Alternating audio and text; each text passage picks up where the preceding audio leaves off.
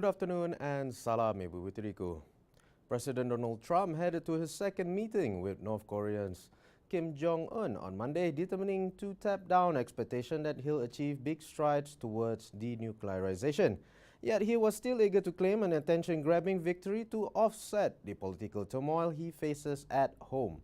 Trump is set to land in Vietnam late Tuesday and will have meetings with the host country president and prime minister on Wednesday, before sitting down later with Kim for a private dinner. Trump laid out the ultimate goals for both the U.S. and Kim in an appearance before the nation's governors on Monday before boarding Air Force One to fly to Vietnam. As quoted, "We want denuclearization and I think he'll have a country that will set a lot of records for speed in terms of an economy." End unquote. It's a very interesting thing to say, but I've developed a very, very good relationship. We'll see what that means. But he's never had a relationship with anybody from this country and hasn't had lots of relationships anywhere. And I always say, you know, the media sometimes will say, well, what have they given up? We've given up nothing. The sanctions are on, everything's on, but we have a special feeling. And I think it's going to lead to something very good, and maybe not. I think ultimately it will, but maybe not. And I'm not pushing for speed, but we're not removing the sanctions.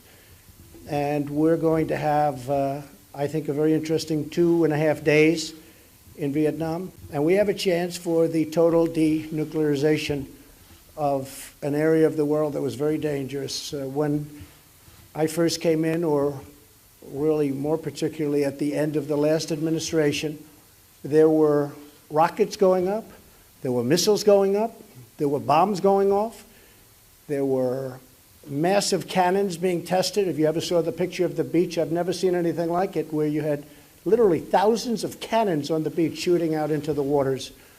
And there was nuclear testing. In fact, they thought it was earthquakes. They said there are massive earthquakes, and then they realized it was North Korea. They said, wow, I think it's maybe not an earthquake. Now there's no testing, there's no rockets, there's no nuclear testing, and we get along well, very well. His potential 2020 foes have begun unleashing attacks, and the newly elected Democratic House has begun its investigation of the president, calling his legal fixer Michael Cohen to appear before Congress while Trump is in Vietnam. And Special Counsel Robert Mueller, who has investigated possible ties between Trump campaign and Russian election interference, may finalize his report within days of the president's return to the United States.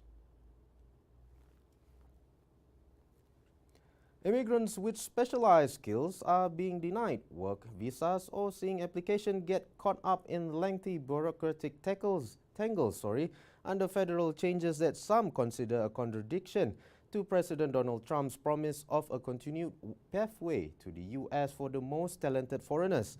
Getting what's known as H-1B visa has never been a sure thing.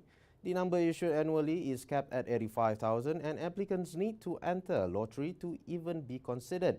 But some immigration attorneys, as well as those who hire such workers, say they've seen unprecedented disruption in the approval process since Trump took office in 2017. 3 months after taking office, Trump issued his Buy American and Hire American executive order directing cabinet officials to suggest reforms to ensure that H-1B visas are awarded to the most skilled or highest paid applicants to help promote the hiring of Americans for jobs that might otherwise go to immigrants.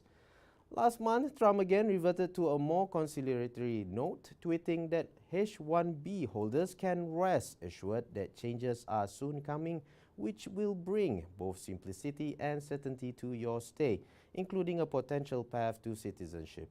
His campaign followed that with a statement saying the H-1B program is neither high-skilled nor immigration. These are temporary foreign workers imported from abroad for the explicit purpose of substituting for American workers at lower pay. Well, that's all the updates for now. I'm Kamaruddin Bujang. Salam Ibu Witeriku.